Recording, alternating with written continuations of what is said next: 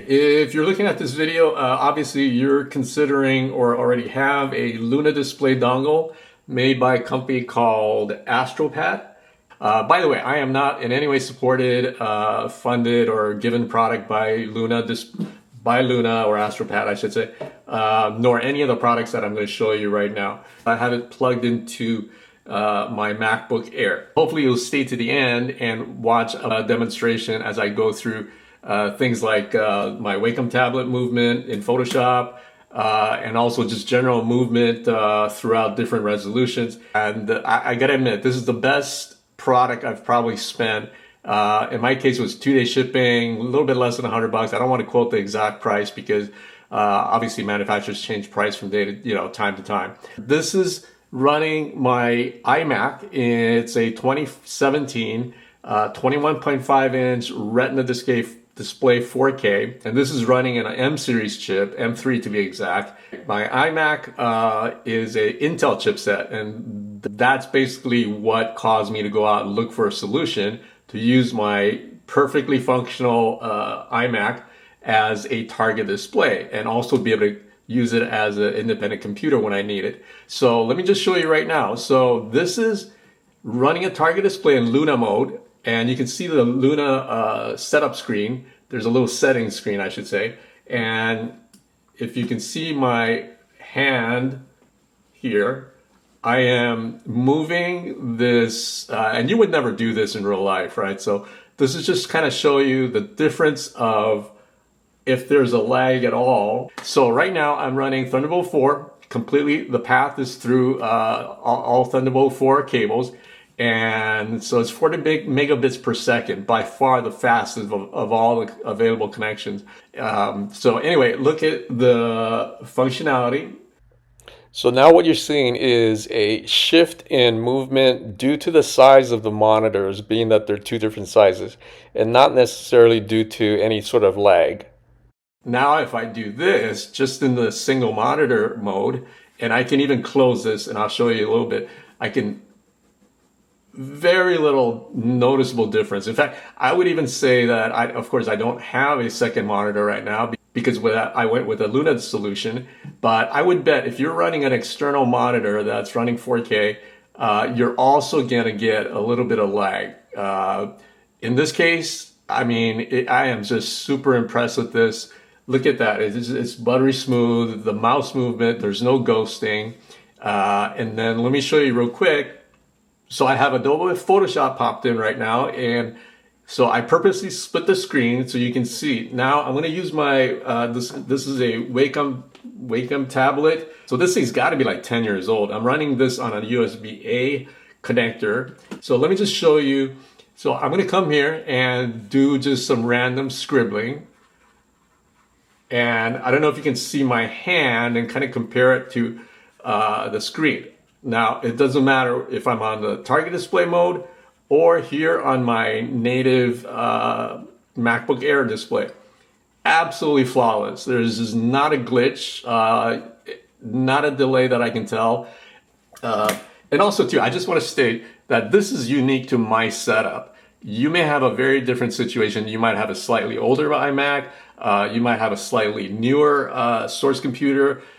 In my case, the lowest performing product of the entire Mac lineup, which is a MacBook Air, and you can go to the Mac Mini, you can go to the MacBook Pro, so on and so forth, and those are all higher performing computers. So this is probably the worst case that you're going to see, and yet I can honestly tell you it has changed my entire setup, and it just runs flawlessly.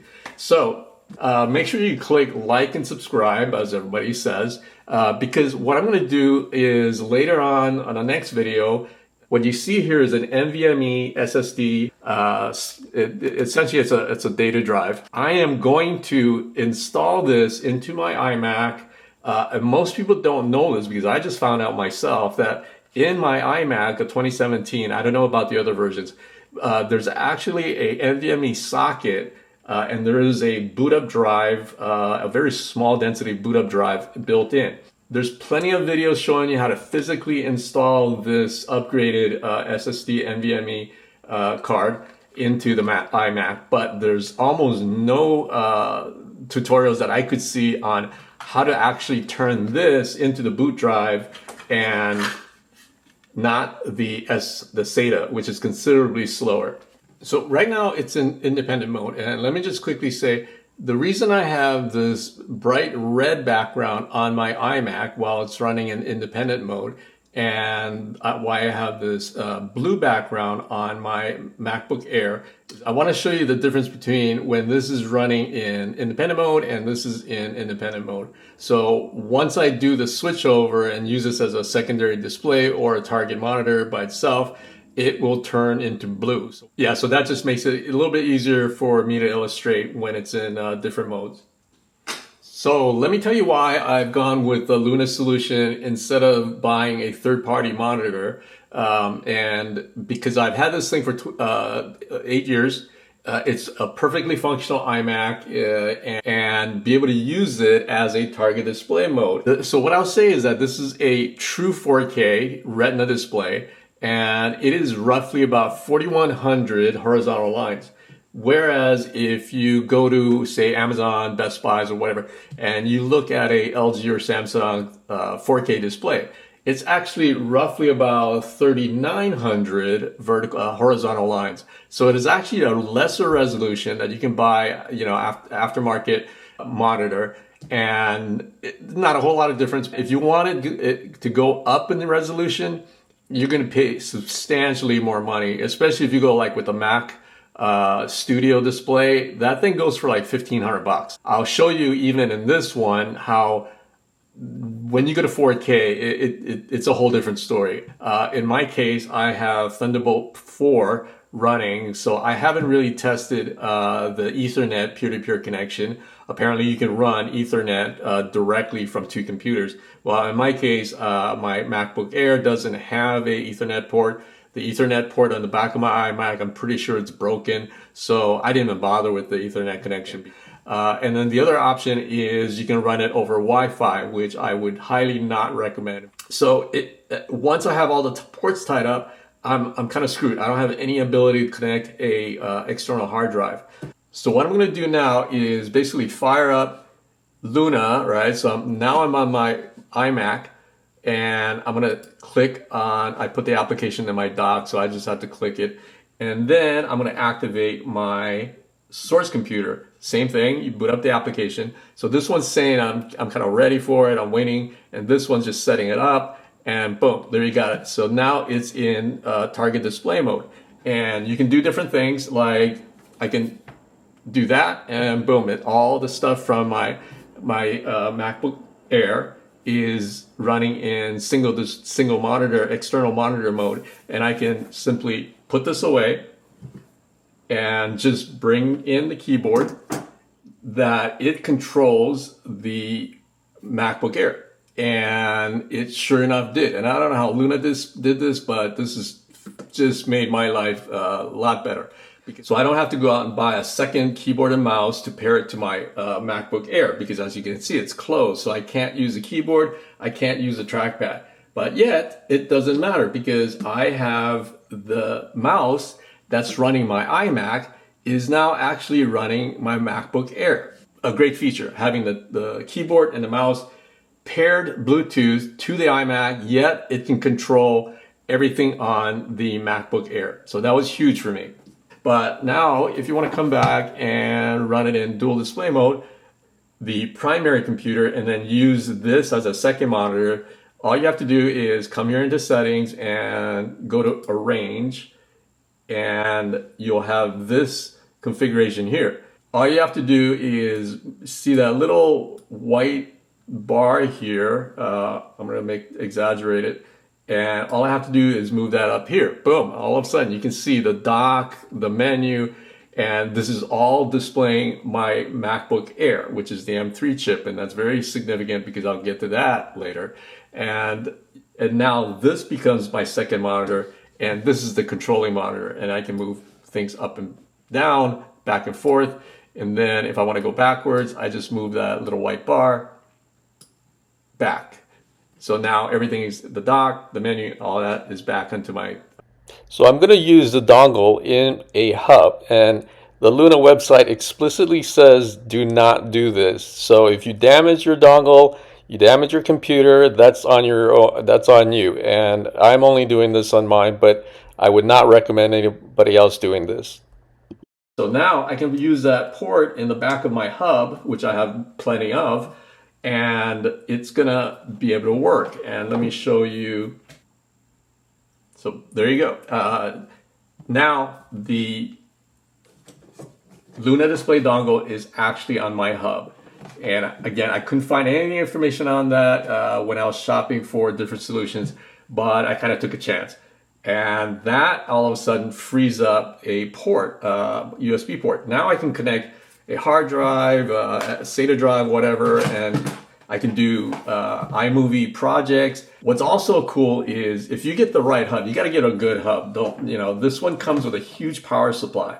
And not all hubs are alike because there's some passive hubs that do not support Thunderbolt 4. And it also doesn't include a power supply.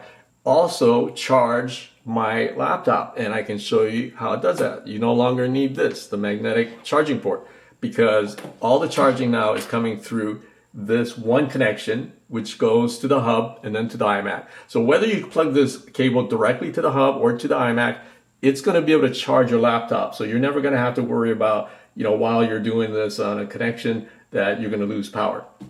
So that was a huge benefit for me. So now I have an extra port. So being that I have an extra port, and I'm still kind of limited because the hub only has 2 additional ports after that.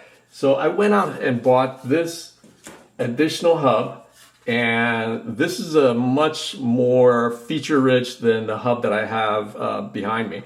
And look at this power supply that it comes with. It's humongous, it's heavy, it's almost as big as the hub itself. And that is very important to have a self-powered, a very strong powered hub. So this is a wavelength Thunderbolt, obviously. So this is one input port. So this is coming from my source, and it is in front, has a nice power button, which I like. I can plug any of the USB-C Thunderbolt ports, and I've already tested that, yes, you can use this same hub with the Thunderbolt in the port, in one of these ports, and it'll work the same way as I have it with my Kensington hub. So the nice thing about this hub is that you get 3 Thunderbolt port hubs, you get these 3 additional USB-A ports. And the significance is that if you look at this little blue, line, right? So, and that's inside the USB-A cable. This one is black, this one's blue. So the blue represents 5 gigabit per second USB data rate, and the black indicates a 10 gigabit per second data rate. So, but none of them come close to the Thunderbolts, which is 40 gigabit rate.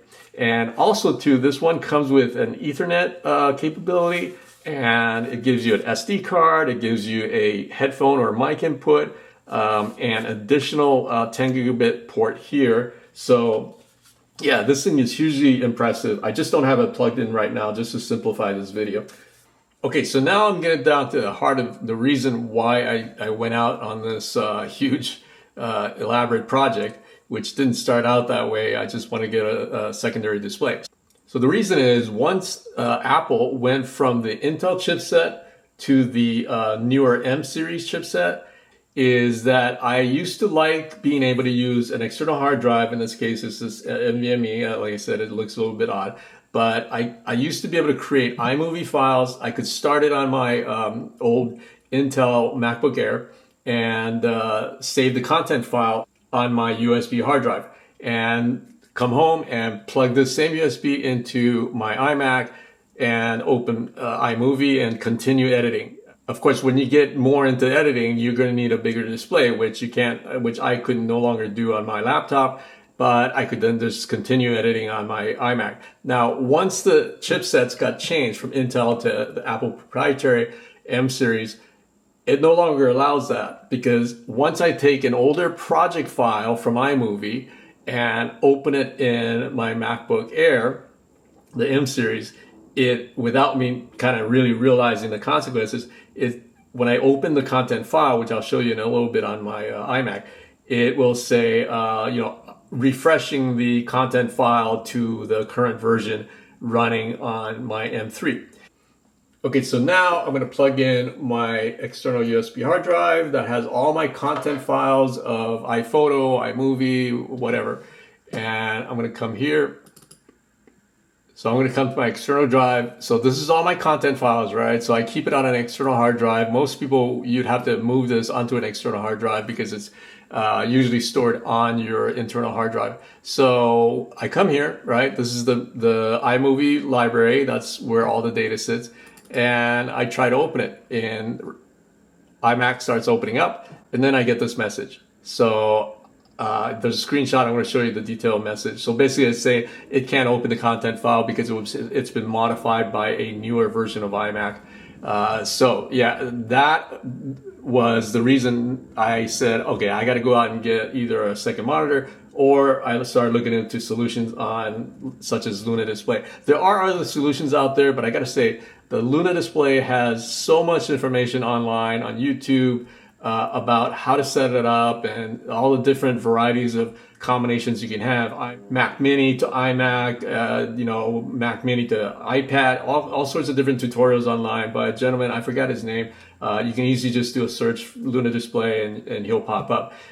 So that to me was really important. That's why I selected Luna Display, and I have no regrets. It works just flawlessly.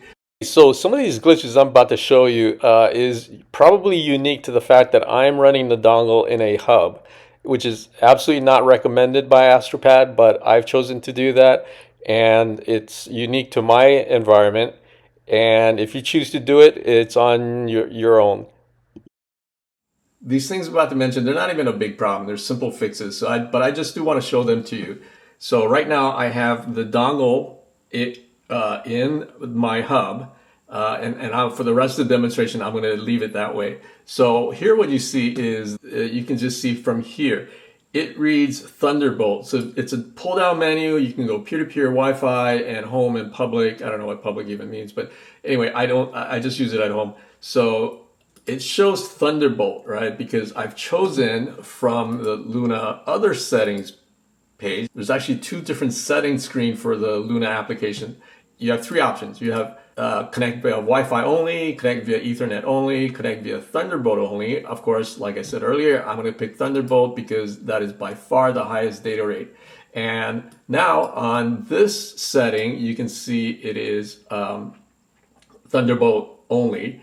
And sometimes when you boot up the application, even though you say, and in fact, regular USB is not even an option, but sometimes when you just say it's Thunderbolt only, right now it's reading Thunderbolt, but sometimes it'll show just USB. So the A connection goes in the back of my iMac, and then this USB-C 3 port goes into my one of my USB-C 3 connectors here. Of course, this cable itself would disable any Thunderbolt 4 capability, and it's only going to be running in regular USB speed, which is anywhere from 5 gigabits per second to 10 gigabits per second. So it's going to be significantly slower.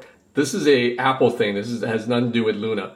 So, but it's just basically showing that you have an external monitor or a secondary monitor, and you're going to be using that as the target display.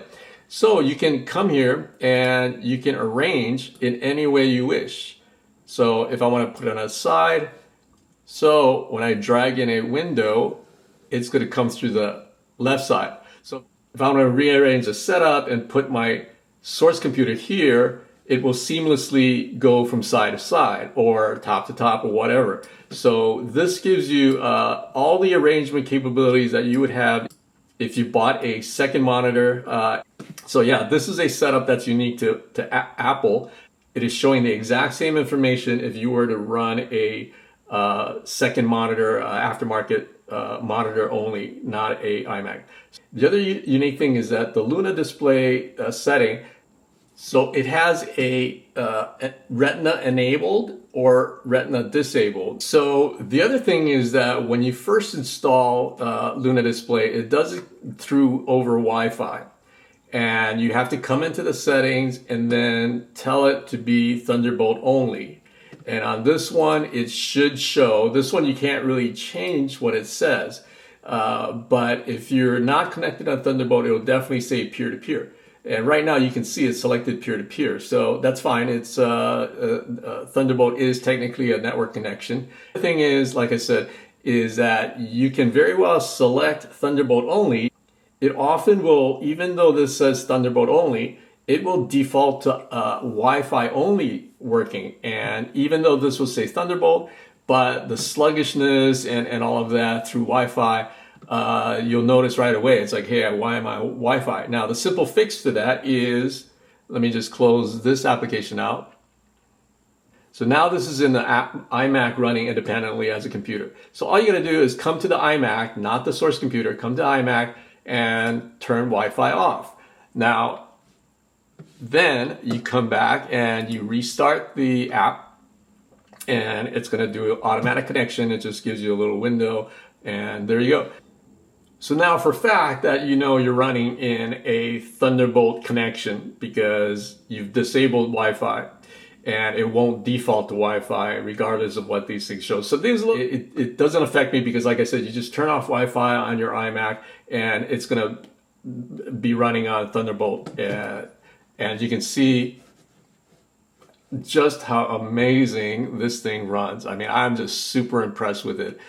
Okay, now you can see what I was talking about earlier. So now it's showing USB connection when in fact I have a Thunderbolt 4 connection. So yet the Luna settings only Thunderbolt 4. Not a big deal for me. Let me just take a screenshot of that. Okay, so let me back down my source monitor and see what happens to the resolution at true 4K. Okay, so now that this is running in 4K and I'm in Luna setup right here, right, dual monitor, and yep, there's definitely some more ghosting, and now kind of go half screen. Such a minute amount, and I wouldn't be surprised if any external monitor would have some delay in it like this. Okay, now we're back in Luna display mode, and now you can see it kind of just changed by itself. Now it shows Thunderbolt, now it shows you have these two options, but like I said, it's still, I don't see any difference really with just it's showing USB. I think it's just showing it USB, but it's still, the data connection is still Thunderbolt. So yeah, that's now the difference. And it is very usable. So whether I play a Netflix video or a Apple TV video or Amazon Prime, and I don't want to show that to you right now because I don't want to break any copyright rules, is that it won't play. It'll just show you a dark screen. The audio comes through, but it's just a dark screen. So I think that's definitely not a Luna display issue. That's a copyright issue that Apple has. But you can watch all the YouTube that you want. I've tried that. And you can watch it on either monitor. You can run it on a single monitor mode, whatever. So, and then the other thing I want to just kind of run through some other items. Yes, this Wacom tablet, you can plug it into both the hub directly to this port. And then the other thing is, if you want to use a mic while you have your laptop closed, you're going to have to plug in the mic. This can't be plugged into the iMac. It has to go into either the USB port here, or it has to go into the USB port on one of the hubs, either that one, the Kensington, or this hub right here. Okay, so the other thing is, let's go back into Luna display mode. Once you're in Luna display mode, that the speaker will only work on your source computer. So it's quite annoying because once you have it tucked away like this, the audio is not going to come through your iMac. The audio is going to come through the MacBook Air, even if it's closed. Well, simple workaround. You can just simply plug in external USB speakers, right, to one of the hub ports. It will not work with the port in back of the iMac. And then secondly, you can use one of these, which is a monster. If you haven't tried one of these, it's really cool. You can wear it on your neck. It's Bluetooth, but you're going to have to pair this to your MacBook Air or whatever your source computer is. And this thing is really convenient. It's not like a headphone because it just kind of sits on your neck, very comfortably, and the base is incredible on this. I got this one's made by Monster, but there's several brands out there that make this now. In fact, this is an older version. I think there's a couple of newer generations of this product. But I love this thing because you just wear it around your neck. You can be walking around the house. You can just going into the other room or whatever, and the sound stays with you, and it's in stereo. Again, stay tuned for my next video. Hit subscribe, like, and you'll see me do a major operation and install a large NVMe socket SSD. And anybody that has done any research on NVMe versus SATA hard drives, it is significantly higher data rate. So if I can get this thing working, make this the bootable drive and load all my applications on it, and use the data files onto an external hard disk, it'll make a huge performance gain as far as I can tell. So yeah, you're gonna want to see that video.